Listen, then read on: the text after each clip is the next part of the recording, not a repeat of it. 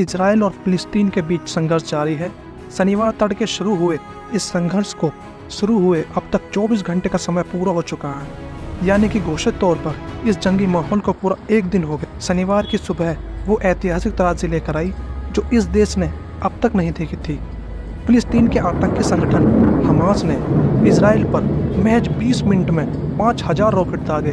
इस संघर्ष 24 घंटे में अब तक मौतों का आंकड़ा लगातार बढ़ता जा रहा है। अब तक इजराइल के 300 लोग मारे जा चुके हैं, तो वहीं जवाबी हमले में गाजा में 250 लोगों की मौत हो चुकी है।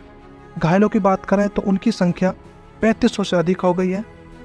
इससे पहले हमास की ओर से दावा किया गया था कि उसने कई इजरायली सैनिकों को बंधक बना लिया है। वहीं कई इजरायली नागरिकों को बंधक बनाए जाने की जानकारी है। हमास के हमले के बाद इजराइल और फिलिस्तीन में संघर्ष रात भर भी जा रहा। दोनों ओर से हमले लगातार होते रहे। इजराइल सेना के प्रवक्ता ने कहा कि सेना अभी भी दक्षिणी इजराइल के कुछ हिस्सों में हमास के साथ लड़ाई में लगी हुई है और देश में स्थिति पूरी तरह से नियंत्रित में नहीं है। सोशल मीडिया पर एक ब्रीफिंग में प्रवक्ता ने यह भी कहा कि गाजा के पास इजरायली कस्बों पर शनिवार के आश्चर्यजनक हमले में हमास द्वारा बंधक बनाए गए नागरिकों और सैन्य कर्मियों की बड़ी संख्या युद्ध के भविष्य को आकार देगी और इजराइल हमास के खिलाफ क्या करेगा यह तय करेगा। हमास के हमले को लेकर अमेरिकी राष्ट्रपति जो बाइडेन ने कहा, इजराइल के लोगों पर एक आतंकवादी संगठन द्वारा हमला किया जा रहा है। त्रासदी के इस क्षण में हम उनसे और दुनिया से और हर जगह के आतंकवादियों से कहना चाहते हैं कि अमेरिका इजराइल के साथ खड़ा है।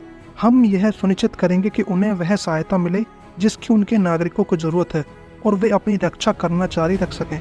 मैंने आज सुबह प्रधानमंत्री नेतन्याहू से बात की है और उनसे कहा है कि आतंकवादी हमलों के खिलाफ अमेरिकी इजराइल के लोगों के साथ खड़ा है।